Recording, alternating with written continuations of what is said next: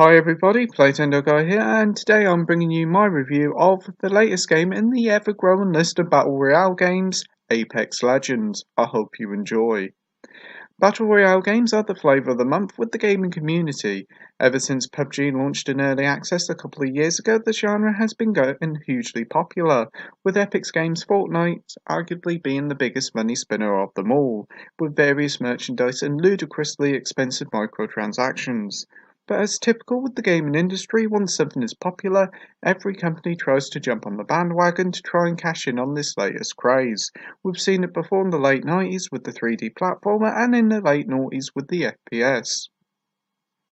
In the last 2 years, we've seen plenty of Battle Royale games, with most notably PUBG, Fortnite and Call of Duty Blackout being the most popular.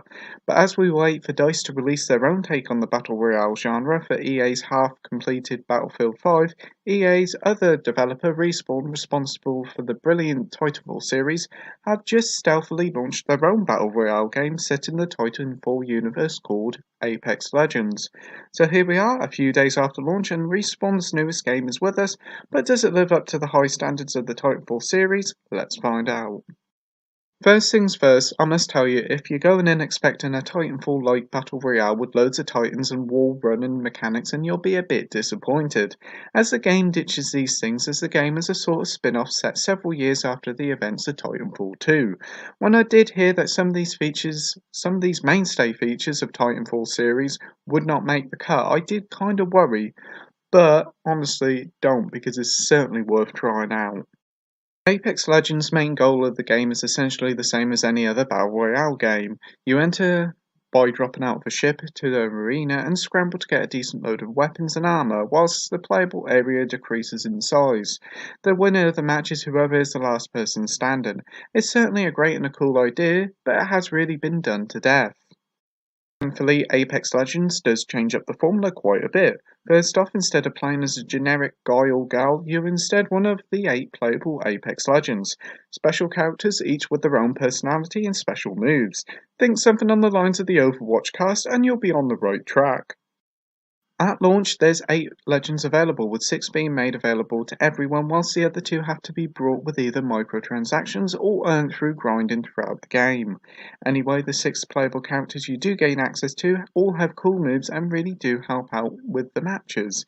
For example, there's Bloodhound, a really cool design character that can reveal hidden enemies and traps in your areas, to Lifeline, who, like her name suggests, is a lifeline to the characters, as she can heal players on your team without having to use up syringes.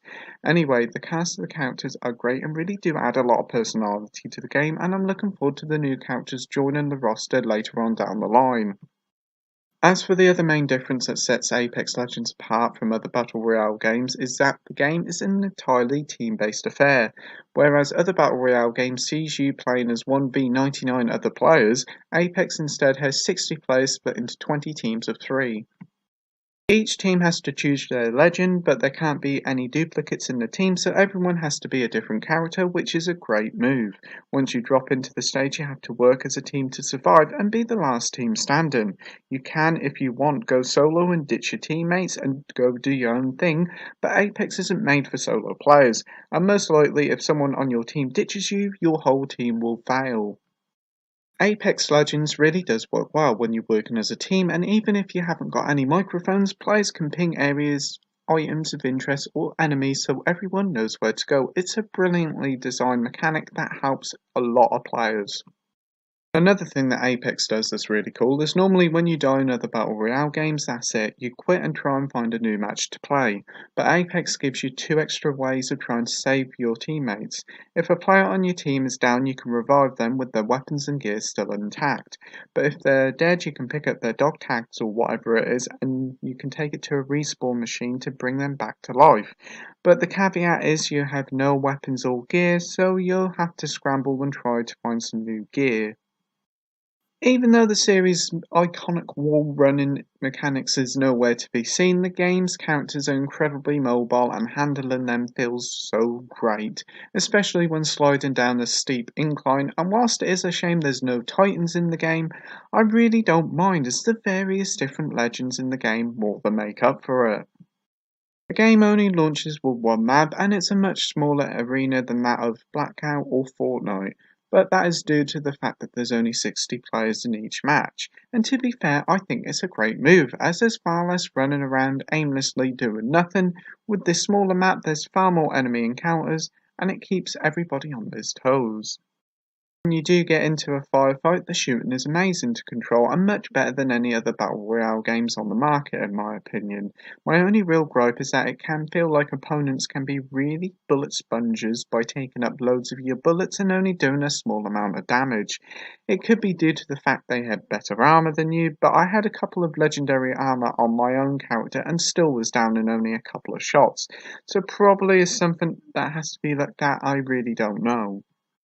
Being an always online game, it's integral that the netcode is solid, and for the most time it is. I've had experiences when I was stuck on a loading screen or it took a while for me to find a match, but I exited the game and reloaded it and it was no trouble at all.